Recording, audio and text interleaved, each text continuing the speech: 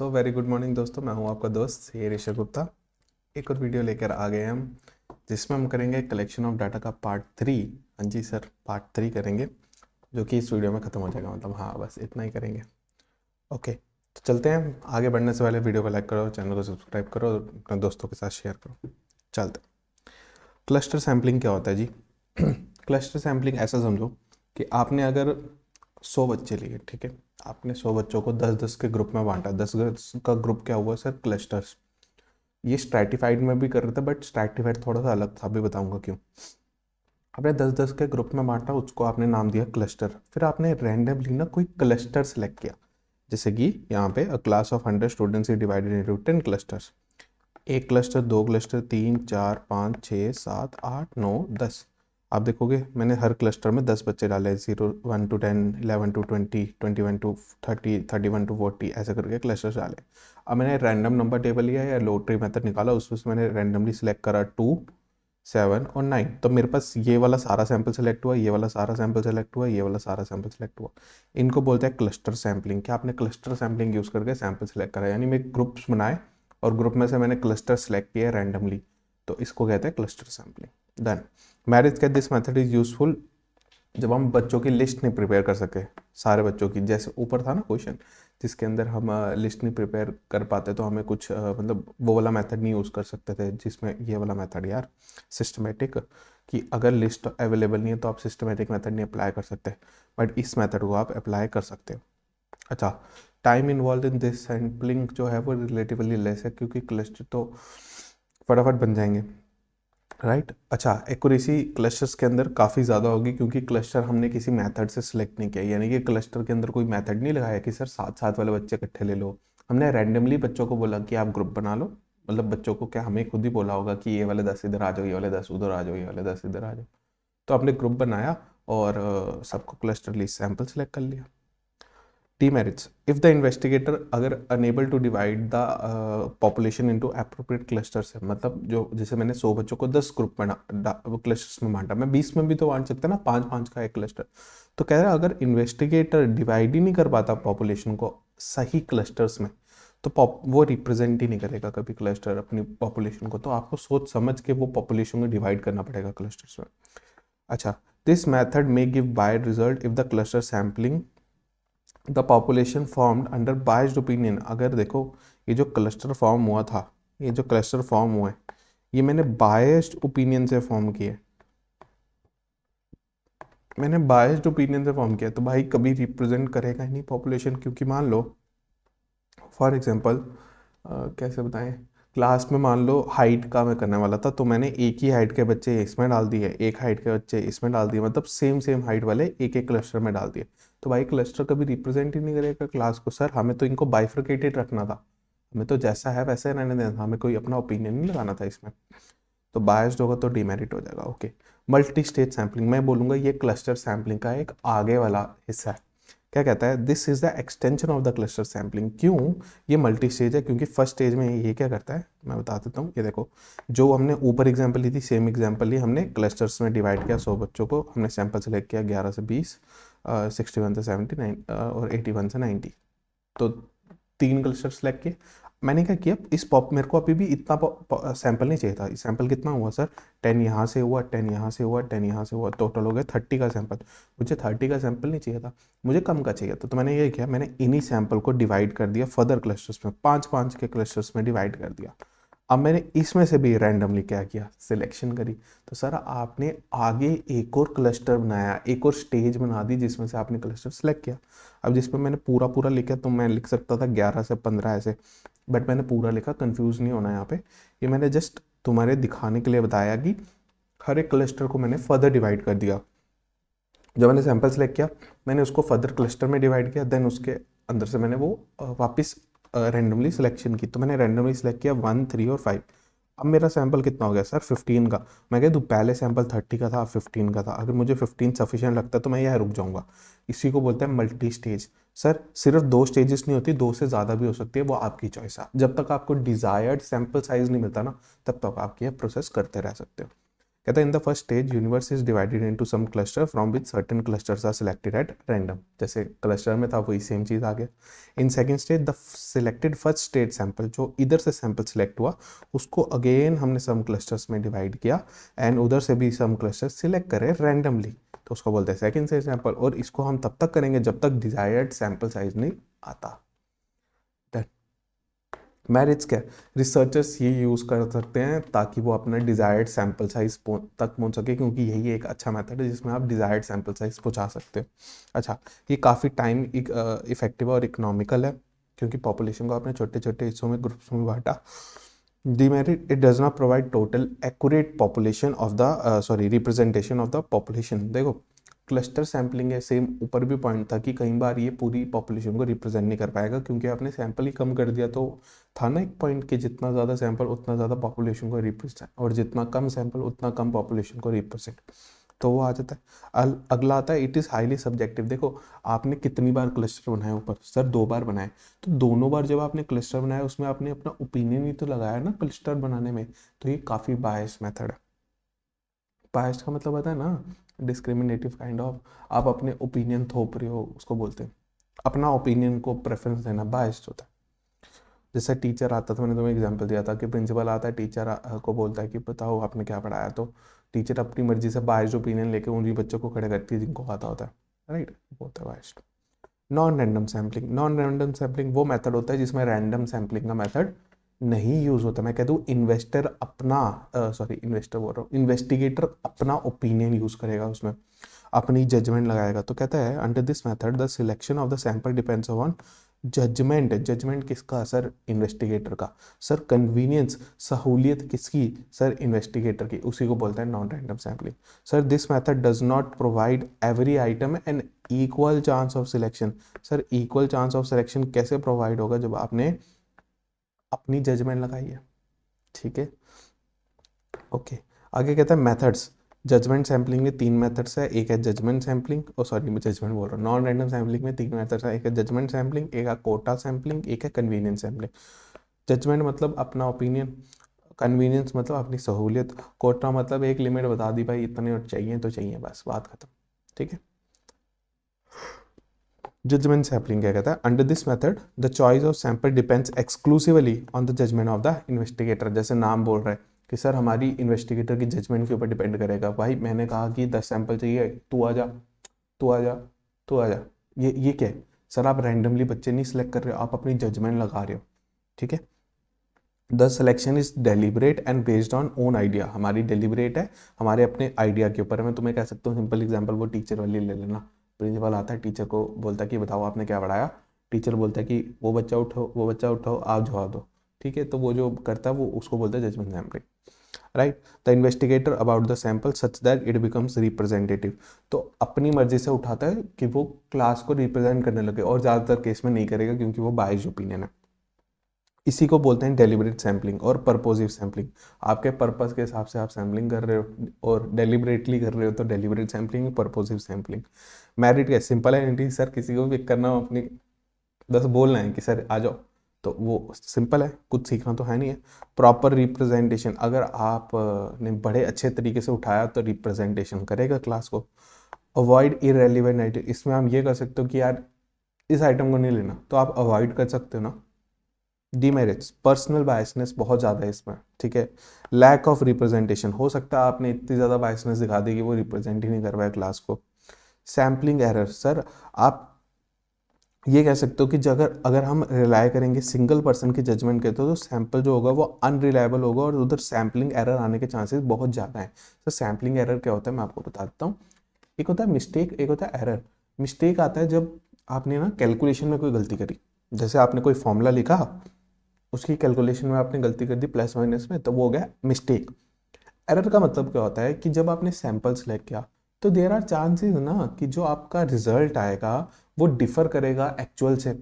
तो वो जो एक्चुअल माइनस एस्टिमेट है, क्योंकि सर आपका रिजल्ट तो एस्टिमेटेड है क्योंकि आपने तो सैम्पलिंग के ऊपर करा, आपने पूरी पॉपुलेशन का थोड़ी करा, वो एक्चुअल रिजल्ट तो पूरी पॉपुलेशन पे भेजते सर। एक्चुअल माइनस, अगर हम वो जो हमने एस्टिमेट वैल्यू की है वो माइनस करेंगे तो हमारा जो आएगा उसको हम बोलते हैं एरर, तो सर सैम्पलिंग एरर का मतलब क्या हुआ कि सैम्पलिंग के कारण जो गलती आई ना, सैम्पलिंग के कारण वो मिस्टेक नहीं होती है, उस एरर, तो मैं कह सकता हूँ अगर जजमेंट सैम्पलिंग करेंगे तो उसमें एरर आने के चांसेस बड़े ज़्यादा है, क्योंकि आप अपना अपना ओपिनियन यूज़ कर रहे हो। बिल्कुल सर। कोटा सैम्पलिंग क्या है? Under this method the item of the population are sub divided into various group, उनको छोटे ग्रुप्स में डिवाइड करते हैं और एक कोटा ऑफ आइटम्स हर एक ग्रुप से हम सिलेक्ट करते हैं, number of item selected from each group. ठीक है, फिक्स कर दिया जाता है कि उनको ग्रुप में बांटो, उस ग्रुप में से fix number of item select कर लो। The selection of sampling unit from group depends upon the personal judgement. तो सर ऐसा ही मेथड था ना कुछ हमारा हमारा स्ट्रैटिफिकेशन, क्या करते थे हम ग्रुप्स में डिवाइड करते थे जिनको बोलते थे स्ट्राटास, और उसमें से रैंडमली सिलेक्ट करते थे। बट सर कोटा सैम्पलिंग क्या कह रहा है कि ग्रुप्स में डिवाइड करो और फिक्स नंबर ऑफ आइटम से उठाएंगे, बट अपनी जजमेंट के हिसाब से, नॉन रैंडम तरीके से। Okay, it is a combination of stratified sampling and the deliberate sampling. Sir judgement sampling और अपना जो स्ट्रैटिफाइड सैम्पलिंग है उसका कॉम्बिनेशन है, वही तो बता रहा था मैं। ठीक है, मेरिट्स रिलायबल रिजल्ट्स है, कहता था इन्वेस्टिगेटर अगर स्किल्ड और एक्सपीरियंस है तो रिलायबल देगा, इकोनॉमिकल है, कॉस्ट इफेक्टिव है, पर्सनल बायसनेस बहुत ज़्यादा है क्योंकि जजमेंट मेथड तो इन्वॉल्व है ही है, और अगर क्या बोलते हैं सैम्पलिंग एरर की बात करें तो हम उसको एस्टिमेटेड ही कर सकते हैं। सॉरी, सुबह सुबह उठ के बना रहा हूँ। ठीक है, अगर हम सैम्पलिंग एरर की बात करेंगे, डिग्री ऑफ एक्यूरेसी की बात करेंगे तो इसमें बहुत कम होगी, क्योंकि आप देखो आप जजमेंट सैम्पलिंग को यूज़ कर रहे हो, साथ में आपने ग्रुप्स बना दिए, तो वो जो ग्रुप्स बनाया वो भी आपका बायस तरीके से, और जो आपने वो बनाया है क्या बोलते हैं जज आपने सैंपल उठाया वो भी आपके बायस तरीके से है। तो मैं कह सकता हूँ इसमें सैम्पलिंग एरर और डिग्री ऑफ एक्यूरेसी अचीव निकालना बहुत मुश्किल है, क्योंकि आपको एक्चुअल रिजल्ट पता ही नहीं होगा। कन्वीनियंस सैम्पलिंग, कन्वीनियंस सैम्पलिंग में कहूँगा आपकी अपनी सहूलियत के हिसाब से। इस एग्जाम्पल को ऐसे समझो, अगर मैं जोग्राफिकली एक सैंपल उठा रहा हूँ, नॉर्थ वेस्ट साउथ ईस्ट, अगर मैं नॉर्थ में बैठा हूँ, ठीक है, तो मेरे को ना प्रेफरेंस क्या होगी कि मैं किस जगह पे बहुत कन्वीनियंट होगा, नॉर्थ में। तो मैं अपना पैसा बचाने के लिए क्या करूँगा, मैं कहूँगा कि सर नॉर्थ में ही सैंपल ढूंढते हैं, साउथ ईस्ट वेस्ट कहाँ जाएंगे हम, ठीक है, तो नॉर्थ का ही ढूंढते हैं सैंपल, तो ठीक है ऐसा कर लेते हैं। तो इसको बोलते हैं कन्वीनियंस सैम्पलिंग, कि आपने अपने कन्वीनियंस के हिसाब से सैंपल सेलेक्ट करा, ठीक है, कि मैंने नॉर्थ का ही सिलेक्ट करना है, मेरे को नहीं जाने की जरूरत है वहाँ। कहता है under this method while selecting sampling unit investigator give special attention to the convenience. इसी मेथड को हम चंक भी बोलते हैं। कहता है मान लो हमें एस्टिमेट करना है number of male and female in each state, हर एक स्टेट में ढूंढने कितने मेल है कितने फीमेल है। सिंस इन्वेस्टिगेटर जम्मू से था तो उसने क्या कहा, he can take the convenience sampling method, कि जम्मू स्टेट का ही वो male and female ratio check करेगा, उसके बाद किसी की नहीं करेगा, और वही सबके ऊपर अप्लाई कर देगा। तो सर ये तो नाइंसाफी हुई ना, यहाँ से और महाराष्ट्र में फ़र्क नहीं आएगा क्या?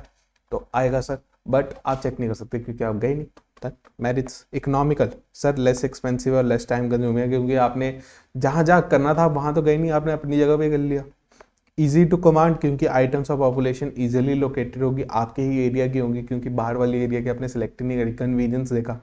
सूटेबल फॉर पायलट सर्वे, हाँ एक टाइप का ये प्री टेस्टिंग ही तो हुआ ना सर, आप अपने एरिया में चेक करो जबकि वहाँ करना चाहिए था। लैक ऑफ रिप्रेजेंटेटिवनेस, अब जम्मू की पॉपुलेशन महाराष्ट्र को थोड़ी रिप्रेजेंट कर सकती है। पर्सनल बायसनेस बहुत ज़्यादा है, अनसेटिस्फैक्ट्री रिजल्ट है, सर ये तो होंगे ही होंगे, जब आपने जम्मू की पॉपुलेशन करी है आप उसको हर स्टेट के ऊपर कैसे अप्लाई कर सकते हो, आपको करना पड़ेगा बाकी स्टेट्स को भी, अगर आप नहीं कर रहे तो वो जी पर्सनल बायसनेस और अनसेटिस्फैक्ट्री रिजल्ट आएंगे। दो प्रिंसिपल्स है सैम्पलिंग के, एक है लॉ ऑफ स्टैटिस्टिकल रेगुलरिटी, एक है law of inertia of large numbers. देखो law of inertia of large number बड़ा आसान सा, ये कहता है कि जितना ज़्यादा सैंपल होगा ना उतना ज़्यादा चांसेस है कि वो पॉपुलेशन को रिप्रेजेंट करेगा। ये क्या है, ओके, कहता है larger the size of sample more accurate the results are likely to be, यानी कि जितना ज़्यादा सैंपल साइज उतना ज़्यादा वो पॉपुलेशन को रिप्रेजेंट करेगा। कहता है according to this law the aggregates और the average obtain from large group are more stable than aggregate of small group. कह रहा है अगर आप ज़्यादा सैंपल सिलेक्ट करोगे उससे जो रिजल्ट आएगा और जो स्मॉल सैंपल से रिजल्ट आएगा उसके बीच में काफ़ी ज़्यादा फर्क होगा, और जो लार्ज ग्रुप वाला होगा वो आपके एक्चुअल आंसर से काफ़ी क्लोज होगा। तो वही मैंने कहा larger the size of sample more accurate, वो क्लास को रिप्रेजेंट करेगा। ओ अगला, according to this law if the, अच्छा ये वाला लॉ ऑफ स्टैटिस्टिकल रेगुलरिटी कहता है अकॉर्डिंग टू दिस लॉ अगर रैंडमली आप सैंपल सेलेक्ट करते हो ना, और वो भी एडुकेट साइज का, आपको नहीं पता कितना एडुकेट है, एडुकेट का मतलब कितनी क्वांटिटी चाहिए, तो अगर आप रैंडमली सेलेक्ट कर रहे हो और एजुकेट साइज का कर रहे हो, मतलब जितना ज़रूरी है उतने साइज का आप सिलेक्ट कर रहे हो, तो आपकी वो क्लास को रिप्रेजेंट करेगा ही करेगा, यानी आपकी पॉपुलेशन को सैंपल रिप्रेजेंट करने ही वाला है।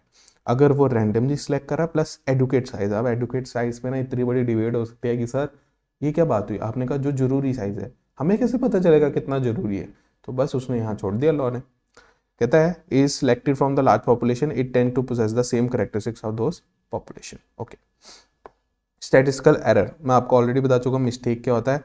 अगर आपने कैलकुलेशन में या फिर मेथड में कोई गलती लगाई है, यानी कि जैसे आपने सिलेक्ट करना था टेलीफोनिक मेथड, आपने टेलीफोनिक मेथड की जगह मेल क्वेश्चनियर मेथड सेलेक्ट कर दिया, तो वो गलत हो जाएगा। आपको मेथड कोई और सिलेक्ट करना था, आपने कुछ और कर दिया, आपने कैलकुलेशन में गलती करी, उसको बोलते हैं मिस्टेक। एरर का मतलब क्या हुआ कि difference between actual and estimated value, जो मैं ऑलरेडी बता चुका हूँ। एरर्स क्यों अराइज होते हैं, देखो अगर मैंने रॉन्ग सैंपल सिलेक्ट करा, सर मैंने सैम्पलिंग में बच्चे गलत सिलेक्ट कर दिए, ऑब्वियसली वो स्टैटिस्टिकल सैम्पलिंग एरर है, तो ये सैम्पलिंग एरर आ गया। अगर मैंने किसी से इंफॉर्मेशन कलेक्ट करी, जो कि रिस्पॉन्डेंट से इंफॉर्मेशन कलेक्ट करी वही गलत थी, सर ये भी सैम्पलिंग का एरर है। जब मैंने डाटा कलेक्ट करा तो वो एस्टिमेट से करा, उसने बोला जी बच्चे कितने क्लास में बच्चे, उसने कहा जी 100 बच्चे, हमने चेक थोड़ी करा, एस्टिमेट से लगाया। Personal biasness of the investigator लगी, उसको बोलेंगे सैम्पलिंग एरर। सोर्स क्या है स्टैटिस्टिकल एरर का, मैं कह दूं एक है एरर ऑफ ओरिजिन, एक है एरर ऑफ मैनिपुलेशन, एक है एरर ऑफ इनएडुकेसी, एक है एरर ऑफ इंटरप्रिटेशन। सबसे आसान एरर ऑफ इंटरप्रिटेशन। सर अगर सामने वाले को आपकी इंटरप्रिटेशन करने में गलती लग जाए, यानी कि मिस इंटरप्रेट कर ले वो डाटा को, तो वो आ जाएगा यहाँ पे, it arise due to misinterpretation of data. Error of inadequacy, sir जब आपने डाटा सिलेक्ट करा या तो वो इनकम्प्लीट था, ठीक है, या तो आपने जब मतलब जो बंदा लगाया इन्वेस्टिगेटर वो ही पूरा कॉम्पिटेंट नहीं था वो उधर से सैंपल सिलेक्ट करने के लिए, ठीक है, तो उस केस में आपका स्टैटिस्टिकल एरर आ जाएगा एरर ऑफ इनएडुकेसी का। It may arise due to incomplete data या फिर careless unqualified investigator. Sir error of manipulation, मैं कह दूं जब आपने कैलकुलेशन करी उसके अंदर आप थोड़ी सी मैनिपुलेशन कर दो, फॉर एग्जांपल सामने आपको बोला कि मेरी इनकम है 12.50, आपने 12 कर दिया, मैनिपुलेशंस, ठीक है। These error arise due to manipulation in counting और अप्रोक्सीमेशन ऑफ फिगर, आपने अप्रोक्सीमेशन करने में गलती कर दी तो उसको बोलेंगे गलती कर दी, तो error of manipulation. Error of origin मतलब कि जहाँ से इजाद हुआ है, अब इजाद कहाँ से होता है, जब आप क्वेश्चन पुट करते हो, तो अगर क्वेश्चन ही डिफेक्टिव हुआ वो आ गया एरर ऑफ ओरिजिन। अगर आपने मेथड ही गलत यूज करा, इम्प्रॉपर सैम्पलिंग करी, तो तब एरर आ गया। अगर आपने बायस इन्वेस्टिगेटर रखा हुआ है तो एरर ऑफ ओरिजिन आ जाएगा। How to measure statistical error, दो एरर्स होते हैं, एक है एब्सोल्यूट एक है रिलेटिव। सर एब्सोल्यूट का मतलब, सर रिलेटिव का मतलब होता है कि मैं इसके कंपैरिजन में, ठीक है, देखो अगर मैं पॉवर्टी की टर्म्स में बताऊँ ना, रिलेटिवल और एब्सोल्यूट, सर एब्सोल्यूट का मतलब मैं बिलो पॉवर्टी लाइन के नीचे हूँ, ठीक है, और रिलेटिव का मतलब जी मैं मुकेश अंबानी से गरीब हूँ, पॉइंट समझे, मैं गरीब नहीं हूँ बट मैं मुकेश अंबानी से कंपैरिजन में क्या हूँ, गरीब हूँ, इसको बोलेंगे रिलेटिव वाली पॉवर्टी। तो एरर क्या होता है, एक होता है एब्सोल्यूट एरर जिसमें मैं डायरेक्ट कंपैरिजन कर रहा हूँ एक मेजर से, और रिलेटिव वाली हुआ मैं किसी से कंपेयर कर रहा हूँ, ठीक है। तो कहता है it is the difference between actual value and the estimate value, इसी को बोलते हैं एब्सोल्यूट एरर, जो ऑलरेडी हम पढ़ चुके थे। एरर क्या होता है सर, एक्चुअल में से एस्टिमेट माइनस करो, वो आ गया absolute error. Sir relative error क्या हो गया, it is a ratio of absolute error to the actual error. Sir जब आपने एब्सोल्यूट एरर निकाल दी ना, एक्चुअल माइनस एस्टिमेटेड, उसको डिवाइड कर दो एक्चुअल वैल्यू से, उसको बोलेंगे रिलेटिव एरर, ठीक है। Sources of secondary data, there are there are two sources of secondary data, एक होता है पब्लिश, एक होता है अनपब्लिश। सर अनपब्लिश सोर्स क्या हुआ, प्राइवेट सोर्स, जैसे कि आपका स्कूल वगैरह जो आपका डाटा कभी पब्लिश नहीं कर रहा, ठीक है। मैनी इन्वेस्टिगेशन जो प्राइवेट नेचर की होती हैं, their findings are not publish since such, जो अनपब्लिश डाटा होता है वो यूजली फॉर वो पर्सनल पर्पस के लिए होता है, उनके अपने प्राइवेट मोटिव्स के लिए, not for the public. Okay, there are some published sources जो ऑर्गेनाइजेशंस काम ही इसलिए कर रही हैं कि ताकि वो पब्लिश कर सकें। There are number of government, semi government, private और इंटरनेशनल एजेंसीज जो डाटा कलेक्ट करती है इस फील्ड में, जैसे कि नेशनल इनकम, वेजेस, पॉपुलेशन, और वो ये जो रिपोर्ट है वो क्वार्टरली, मंथली, वीकली इशू कर देती है। Important publish source of secondary data क्या है, जो पब्लिश होता है वो सोर्स ऑफ सेकेंडरी डाटा क्या है, सबसे पहले official publications of central and state. अगर स्टेट गवर्नमेंट और सेंट्रल गवर्नमेंट की बात करें तो उसका 5 ईयर प्लान आता था, पब्लिश होता था। सेंसस पब्लिश होता है, एनुअल इकोनॉमिक सर्वे होता है वो भी पब्लिश होता है, तो यानी कि इन सब की रिपोर्ट्स आती हैं। सेमी गवर्नमेंट पब्लिकेशंस बात करें तो म्यूनसिपैलिटीज़ की होगी, डिस्ट्रिक्ट बोर्ड्स की होगी, जो रिपोर्ट इशू करती है बर्थ, डेथ, एजुकेशन, सैनिटेशन के ऊपर।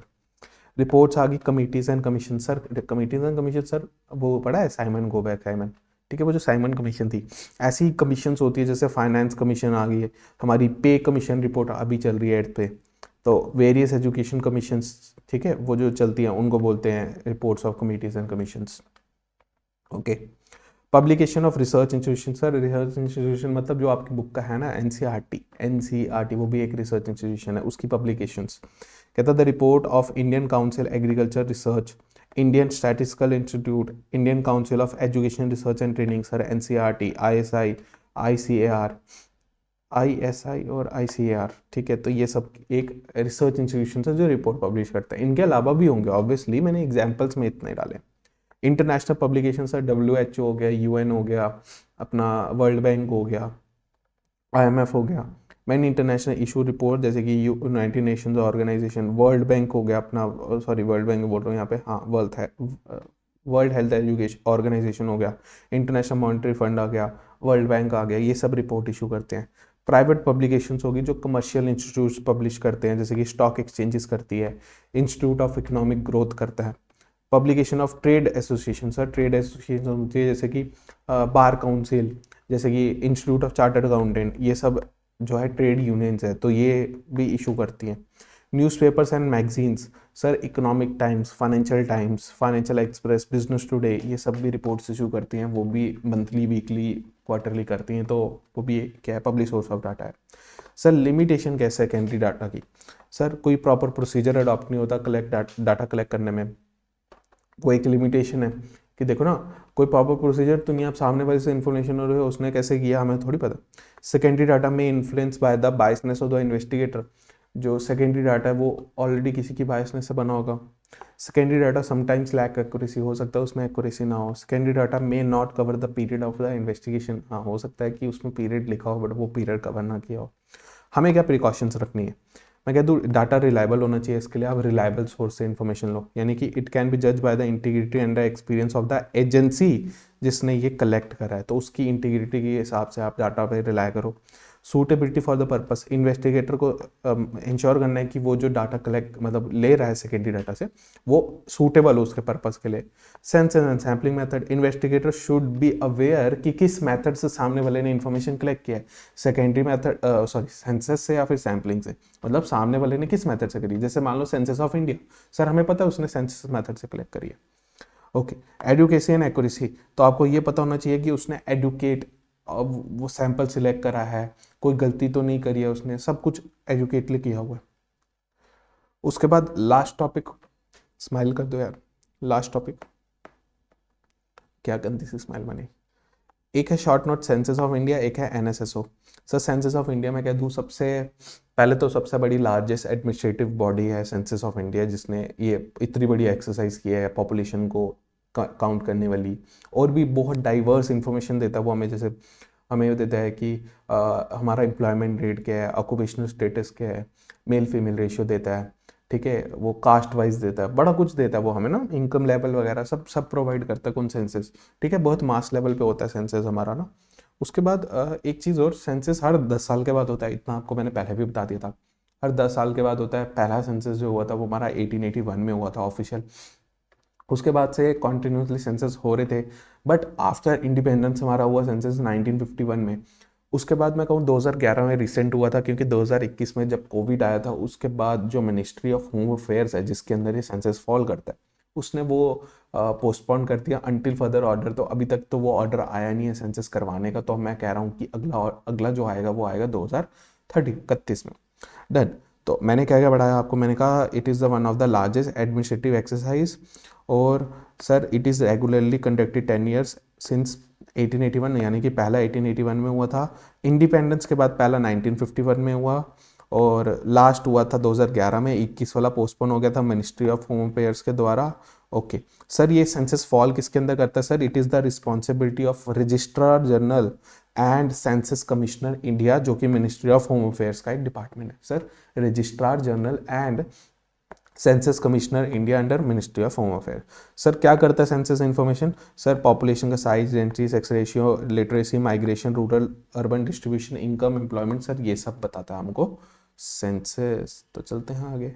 एनएसएसओ, सर एनएसएसओ का मतलब National sample survey Organisation. Sir जब ये सेटअप हुआ था 1950 में, तो ये था एनएसएस यानी कि national sample survey on recommendation of the national income committee. Sir इसको बनाया गया था, बट इसको रीऑर्गेनाइज किया गया, यानी इसको नाम नया चेंज किया, मतलब अंदर से मॉडिफिकेशन की गई, रेनोवेशन की गई, तो एनएसएसएस को बनाया गया national sample survey organisation in 1970। और किस मिनिस्ट्री के अंदर? Sir ministry of statistics and programme implementation of government of India. हर एक गवर्नमेंट ऑफ इंडिया के ही होते हैं, ये जो ऊपर वाला था ये भी गवर्नमेंट ऑफ इंडिया का था। ओके, कहता है it was setup to fill the large gaps, किसके बीच में? Sir statistical data for competition of national income aggregate. Sir national income के जो एग्रीगेट्स थे, जो आपने पढ़े आपके चैप्टर नंबर 1 में, नेशनल, सॉरी आपने कहाँ पढ़े, वो अगले साल पढ़ोगे आप 12th के अंदर, फर्स्ट चैप्टर जो है नेशनल इनकम का तुम्हारा मैक्रो का, उसके अंदर आएगा एग्रीगेट्स। सर वो नेशनल इनकम एग्रीगेट्स जो थे उनकी कंपटीशन करने में, और फॉर स्पेसिफिकली अनऑर्गेनाइज सेक्टर जिसकी ज़्यादातर कैलकुलेशन नहीं हो पाती, house hold sector of the economy. तो कहता है एनएसएसओ पीरियोडिकली एस्टिमेट प्रोवाइड करता है लिटरेसी रेट के बारे में, school enrolment, employment, unemployment, maternity, child care, morbidity etcetera, इन सब के बारे में इंफॉर्मेशन कौन देता है? एनएसएसओ। तो ये पॉइंट तो बड़ा इंपॉर्टेंट है जो आपको लिखना चाहिए। ये पॉइंट भी आपको लिखना चाहिए कि पहले एनएसएस था, उसके बाद एनएसएसओ बना, किस मिनिस्ट्री के अंडर फॉल करता है। उसके बाद एनएसएसओ किन टाइप के सर्वे करता है? सर 3 टाइप के, सोशियो इकोनॉमिक सर्वे करता है, एनुअल सर्वे ऑफ इंडस्ट्रीज करता है, और एग्रीकल्चर सर्वे करता है।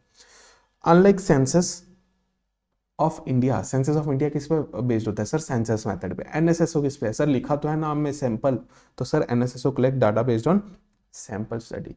तो इस वीडियो के लिए इतना ही, मिलते हैं अगली वीडियो में।